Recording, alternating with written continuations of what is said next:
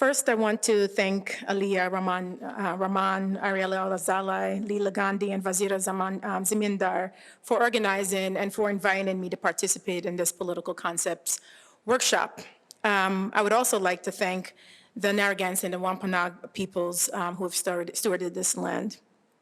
It is in this spirit that my presentation on the political concept of occupation necessarily begins with a land acknowledgement related to the cities, the Brazilian cities I cite throughout this paper. So I acknowledge the Guaynas peoples who stewarded the fertile lands along the river of, along in the rivers of São Paulo, long before it became a city in 1711. And I also acknowledge the Tupinambás of the city of Salvador, founded in 1549 as Brazil's first capital, as well as the Tamoyo and the Tupiniquim peoples of the Bay of Guanabara, present-day Rio de Janeiro. So I've chosen to work with the term occupation for my essay, and I should qualify by saying that this is very much a works in progress, and I welcome the opportunity to discuss this as well as for comments and feedback on how to push this essay further. So I'm working with this term after having documented for the last 2 decades Black experiences with land and housing dispossession and the militarized police deployed to create, to build, and to maintain concrete terrains of geographic domination. This paper is a continuation of my work that centers Black women who are putting their bodies on the line to end the genocidal violence and to garner basic human rights such as housing needed to maintain dignified living in cities. We are well aware of, for example, the limitations of dictionary definitions, but I couldn't resist looking up the definition of occupation. Of course, no definition of occupation explicitly acknowledges settler colonialism, transatlantic human trafficking, and the afterlives of slavery. But I find it important to highlight that the Merriam-Webster definition of occupation relate to both vocation and activity in which one engages, or the principal business of one's life, as well as land, possession, use, or settlement, or the act of or process of taking possession of a place. I want to point out that in this definition, in these definitions rather, the term seizure is understood as constitutive of land possession, oftentimes by the use of military force. In this vein, 2 guiding questions I want to ask two guiding questions as they relate to the concept of occupation, primarily how we as displaced peoples of the African diaspora understand ourselves outside of this logic of possession and dispossession. What does it mean for Black peoples stolen from Africa, enslaved for 5 centuries, to want to occupy stolen lands? Social movement activists, Black and Indigenous, leading ruthless and landless movements, working together with the explicit intent of confronting conversion histories of colonialism and slavery, are attempting to grapple with these questions in their political praxis. Today, I'll draw from 2 current examples in Brazil to illustrate what Black dispossession looks like for Black people throughout the Americas and why the political strategy of occupation is being deployed in social movements. The first example illustrates how everyday militarized policing pushes Blacks out of modernizing and expanding cities. In fact, once undesirable spaces of refuge located on the periphery or on the seacoast, in these spaces, Blacks are on the run, are being forced to move.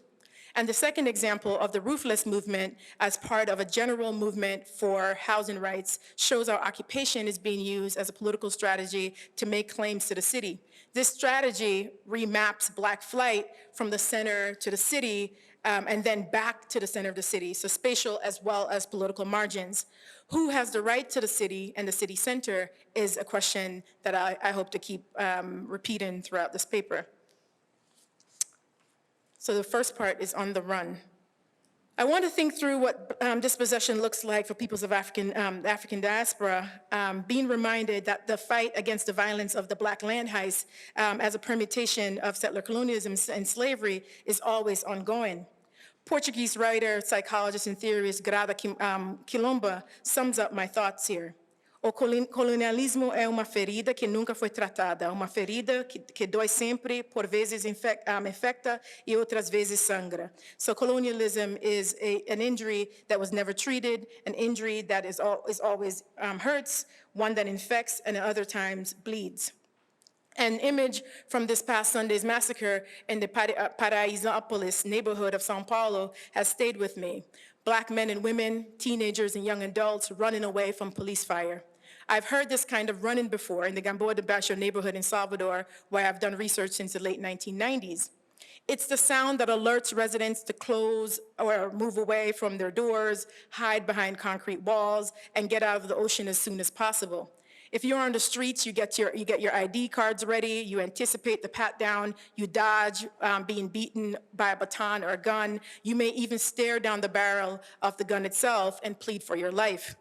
Police operations are never anticipated as peaceful, ironically, not even in the case of the Brazilian peacekeepers in Haiti, so you may even try to cautiously walk away from the scene. During police operations, alarm and fear sets in, and like the young Black people in Paraisópolis, you run for your life. They know that the so-called stray bullets have names on them, as in the case of Agatha Felix of 8 years old, Keletin Gomez, 5 years old, and the 20 other children killed so far in Rio de Janeiro this year. Vão morrer todo mundo, the military police screamed at the young people caught by the surprise police operation in Paraisópolis, so running was their only way to survive. With more than 5,000 from several neighborhoods throughout São Paulo gathered at the Baile Funk, the police invasion created a stampede that killed 9 young people between the ages of 15 and 23. There were students, workers, the inspiring musicians and football players running for their lives in a place called Paraíso, translates to mean paradise, opolis. Young people who live on the periphery of São Paulo, like Bruno Gabriel dos Santos, age 22, and Gustavo Xavier, age 14, didn't have the means to go to the shopping malls to have fun or to go to the expensive dances held in auditoriums. They go to cheap outdoor bailes funk on the peripheral neighborhoods that are where precisely they fit in. But the bailes funk are perceived as dangerous and where criminals gather. The police invasion happened very quickly, closing off the streets and beating the young people. 18-year-old Laura de Oliveira was a regular at the bailes funk who also did not make it home alive. Kristen Smith's book, Afro Paradise, Blackness, Violence, and Performance in Brazil, sheds lights on how the struggle for life that young people may find in the bailes funk on a Sunday night operates in the same vein as the violent police state that criminalizes entire Black communities. When the police said, "Vão morrer todo mundo," that's the genocidal message that the young Black people heard. As the head of Human Rights Watch in Brazil, Jurema Werneck, also an activist of a feminist organization, Crioula, has stated, young Afro-Brazilians may not have memory of the authoritarian military dictatorship that ruled Brazil from 1964 to 1985, but they have been living in its wake. Werneck's statement is also a critique of political discourses, including from sympathetic leftist activists who describe the current political moment in Brazil as the rise of an authoritarian regime rather than a continuation of violent processes of state rule. When looking at just the past 30 years in Brazil, governed by democratic regimes, we cannot forget the Carandiru massacre on Friday, October 2nd, 1992, that left 111 prisoners dead, the Candelaria massacre in 1993 that killed 8 homeless people, including 6 children, or the Cabula massacre of 2016 that killed 12 young people. Paraisópolis, Carandiru, Candelaria, Cabula, Borel, e Baixada, all zones of non-being where Black lives are dispensable and justified, are all zones of non-being where Black lives are dispensable for the state and justify the violence. The Borel and Baixada massacres of 2003 and 2005, in which the military police killed a total of 33 people, fueled the human rights activism of Marielle Franco, the Rio de Janeiro councilwoman assassinated with her driver Anderson Gomez on March 14, 2018. This political work also led her to write her sociology master's thesis, UPP, or the Pacifying Police Units, the Reduction of the Favela to 3 Letters, and analysis of public security policy in the state of Rio de Janeiro at the Federal University of Fluminense. Her master's thesis documents Rio de Janeiro's poor Black residents' painful and constant struggle for life and freedom, and that despite the discourses of pacification and peacemaking, militarized police repression continues.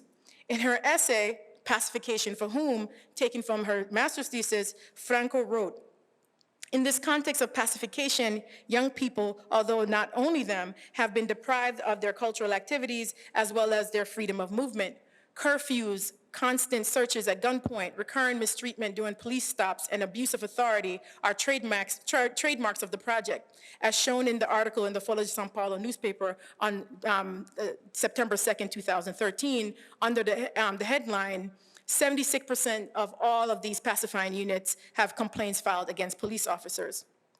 Marielle Franco also described how policing became substantially worse for young people in the poorest districts after the staging of a series of mega events that included the Olympics, World Cup, and Pan-American Games. I wish it was the Pan-African Games, but no such thought.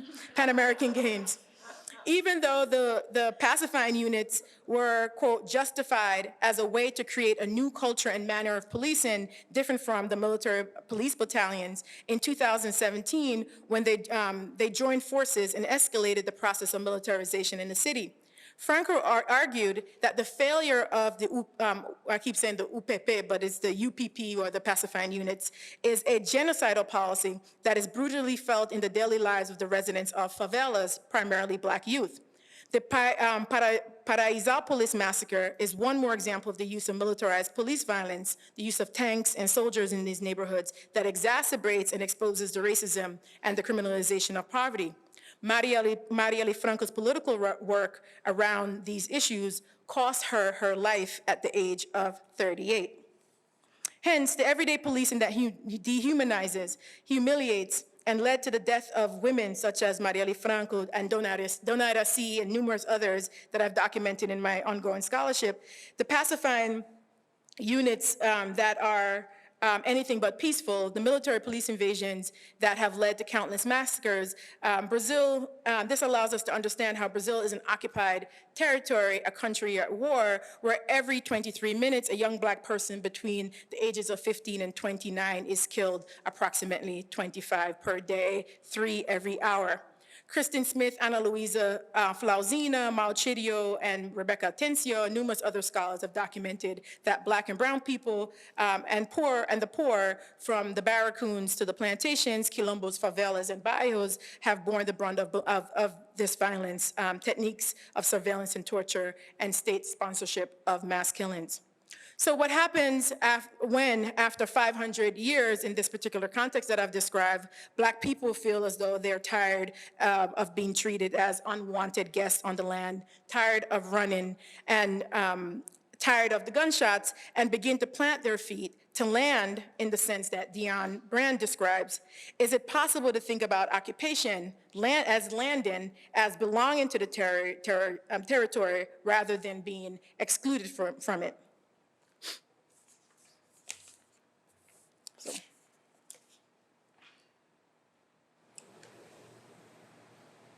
Just going to show the first minute or so.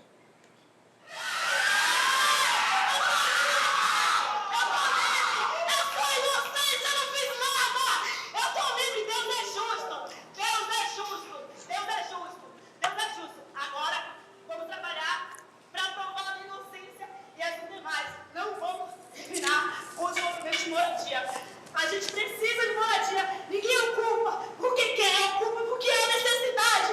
Eu nunca roubei, eu nunca matei, eu nunca precisei fazer nada pra ser presa. Eu fui colocada aqui justamente e vamos provar isso aí, a gente vai provar. Eu tô livre, a minha bandeira é essa aqui, ó. Movimento Sem Terra no Centro, ok? The second image that has stayed with me is that of 35-year-old Janice Ferreira da Silva, popularly known as Preta Ferreira, leader of the Movimento Sem Teto do Centro, or the Roofless Movement of the city center of São Paulo, and cultural producer, stomping out of the São Paulo prison on October 10th, just this past October 10, 2019, after 109 days of incarceration. Wearing, I think symbolically, a yellow dress, designed by the Black Bahian fashion and textile designer Goya Lopez, she holds up an embroidered sign with the initials MSTC and screams, "I'm free, God is just, now we're going to work to prove my innocence and that of the others. I'm not going to let them criminalize housing movements. We need housing. No one occupies because they want to, they occupy because there is a need." On June 24th, the police arrested Preta, a nickname which means black woman, which is also a common name I use for my email handles in the United States, and 3 other activists, Sidney Ferreira da Silva, and Edinalva Silva Pereira, and Angelica dos Santos Lima, all activists of various housing movements throughout the city of São Paulo. They were also taken to the same prison. It's important to know that there are numerous housing rights movements in São Paulo and throughout Brazilian cities, and that today the city of São Paulo alone, I think in terms of government estimates, needs at least 500,000 housing units in order to attend to the roofless population. When the police invaded the house of Preta Ferreira, there had also been an order of arrest for 59-year-old Carmen Silva, Preta's mother, and also a longtime activist of the MSTC, who was in Rio de Janeiro participating in a series of events. Carmen and others had long been working and engaging in vibrant discussions about the future plan of the city since the 1990s, after the financial center of São Paulo moved from the city center to the world-renowned Avenida Paulista. In the 1990s, the center was entirely abandoned, had become a concrete cemetery. Carmen stated that she observed everyday workers, in their majority black, taking transportation for 2 to 4 hours to and from the central areas of the cities. To the city in São Paulo. She and others asked, why did the poorest workers have to live so far from their places of work if we already had a city ready, completely urbanized for them? Why should they have to live where there was, in essence, no city, no transportation, no schools, no health centers?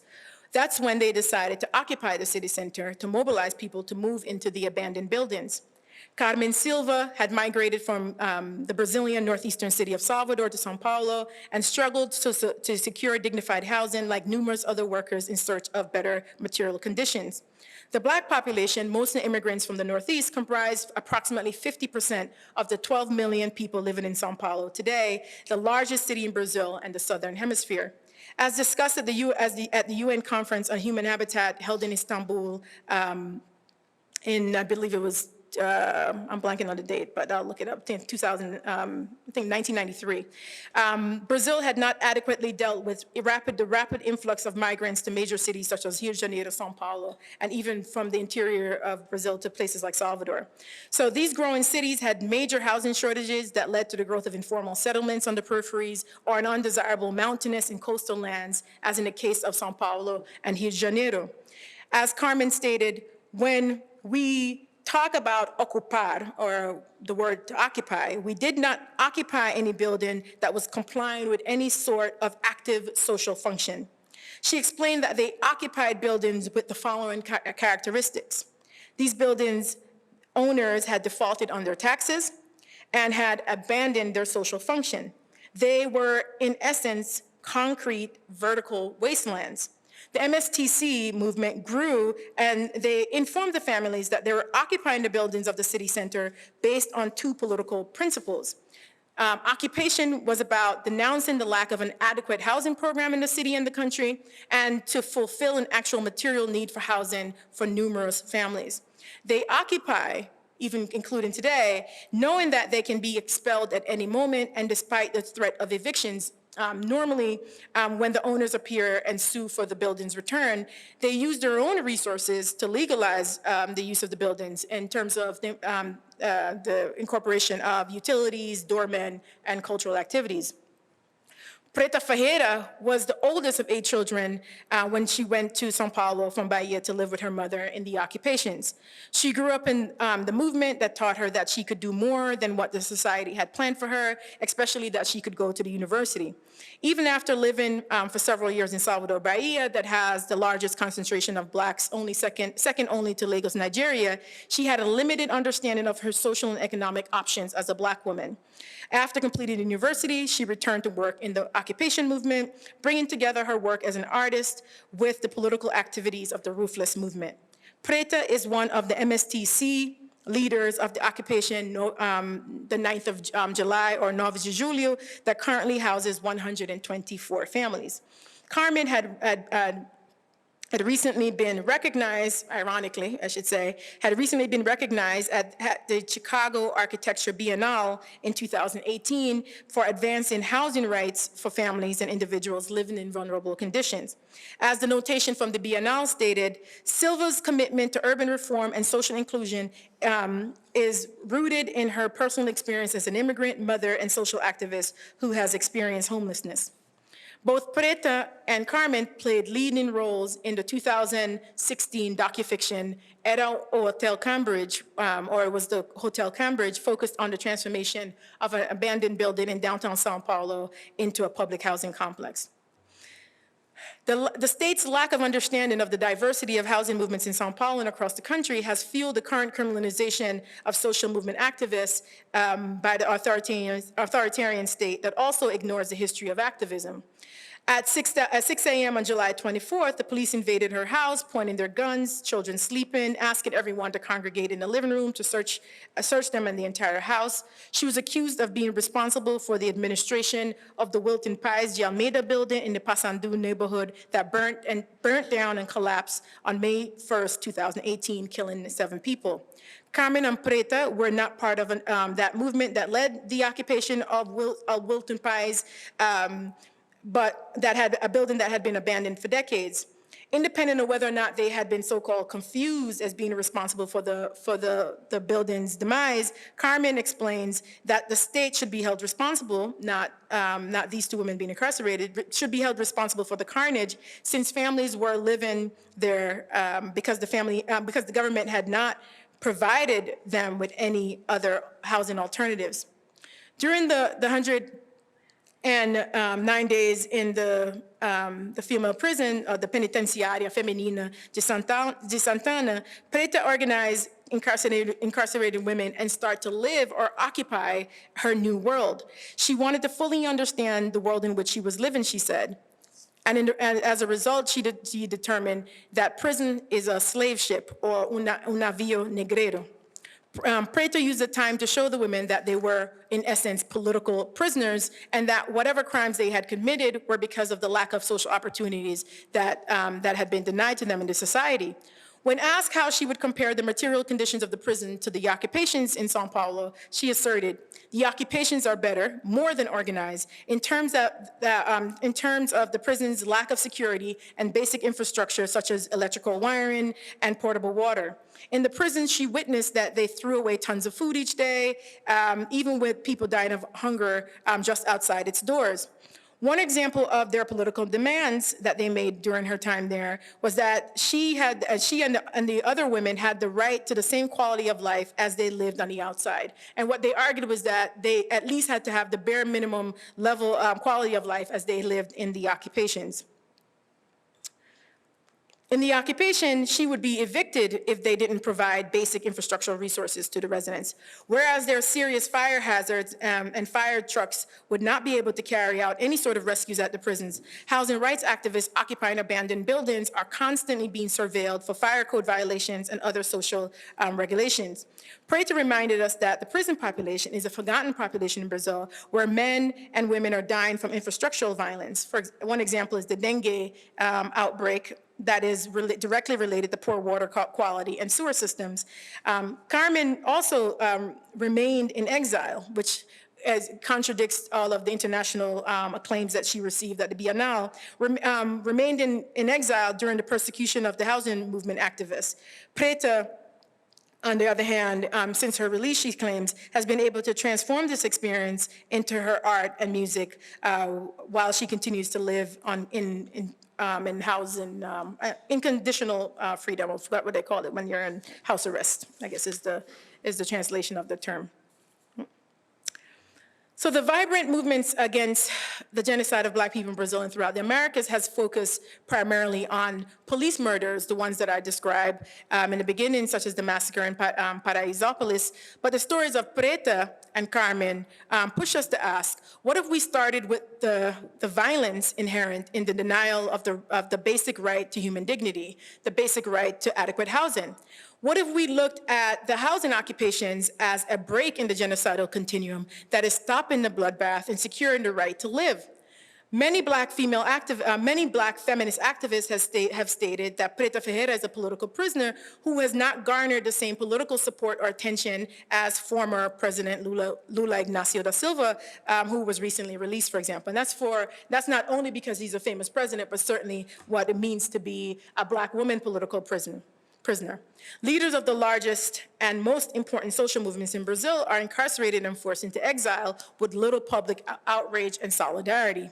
The psychological torture Preta describes while incarcerated reminded her that she was targeted primarily because of her activism, including her leadership of the Lula Livre, the Free Lula movement as well. So prison guards, for example, screamed at her and the other activists, saying that they deserved to be there because they were activists of the Workers' Party and were denied food and water and medication in the first few days.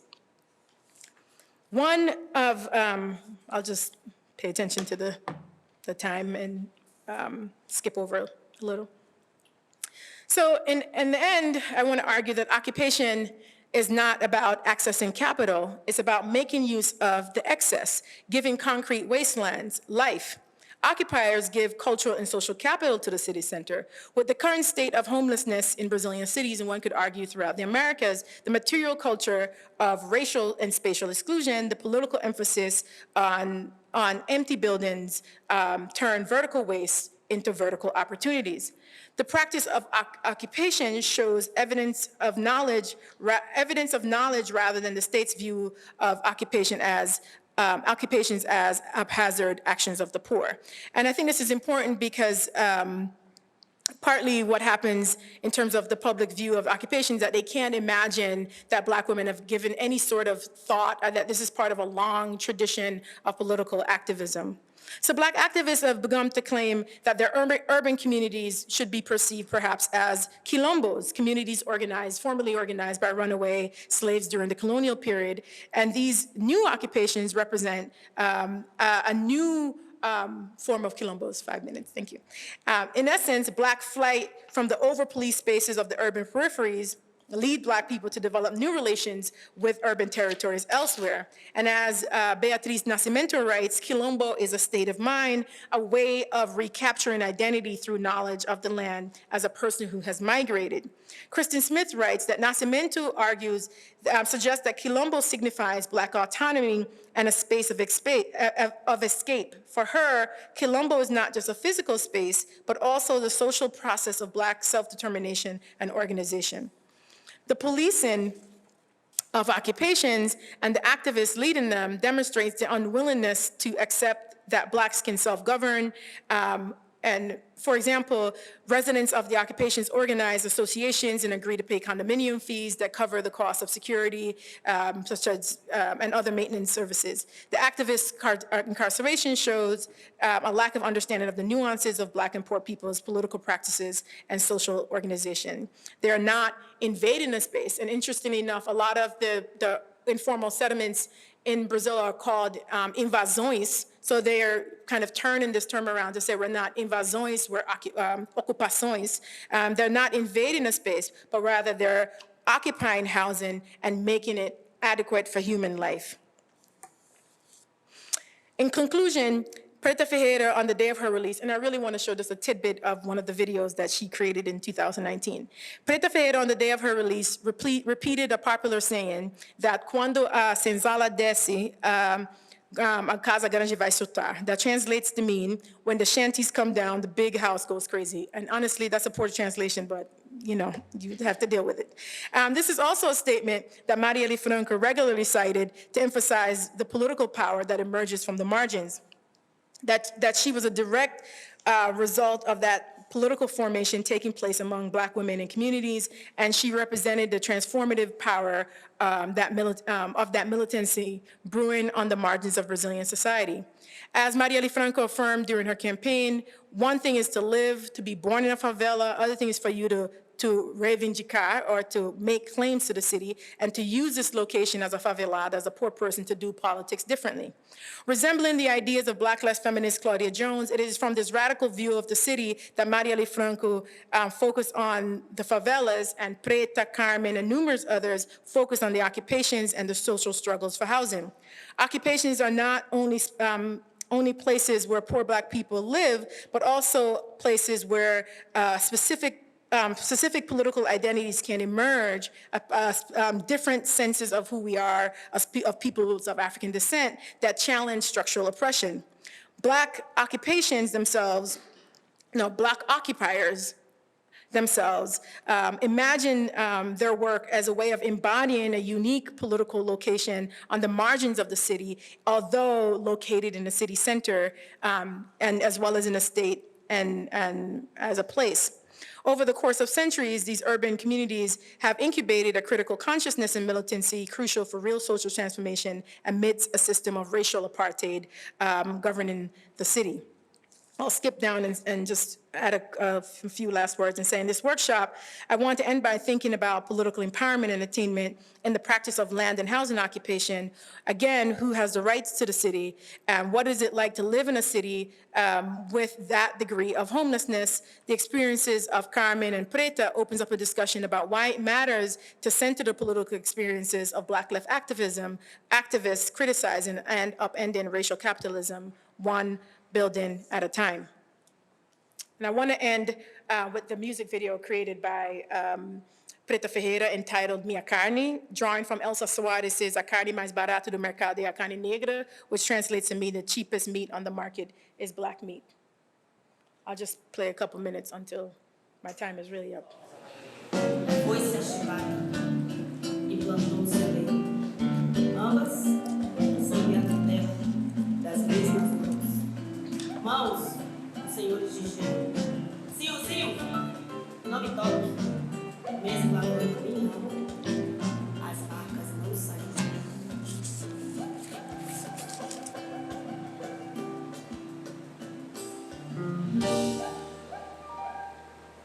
Eu sou princesa de Angola, filha de rei e rainha. Não nasci pra me servir. O meu reino não é aqui. Pelos seus olhos somos vestido sexual. A minha boca, meu cabelo, herança maternal. Não vem se apropriar disso também. 130 anos e nada mudou. E com 94 morreu meu avô. Quando me sangram é pela minha cor. É a carne mais barata que você deseja. É a minha carne que você deseja. Mistura indígena e quilombola, como passarinho preso na gaiola. Deixe ir embora, tire suas mãos de mim agora. É a carne mais barata que você deseja. É a minha carne que você deseja. Mistura indígena e quilombola, como passarinho preso na gaiola. Deixe ir, quer ir embora.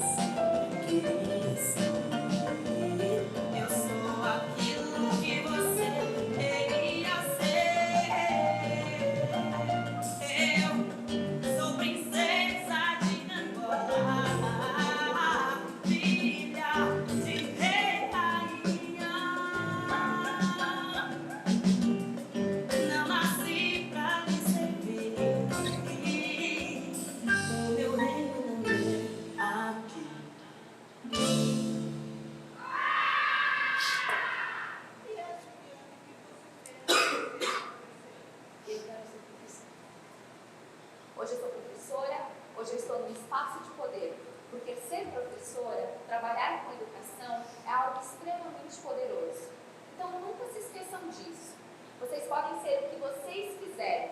E esse é um ambiente que vai permitir isso.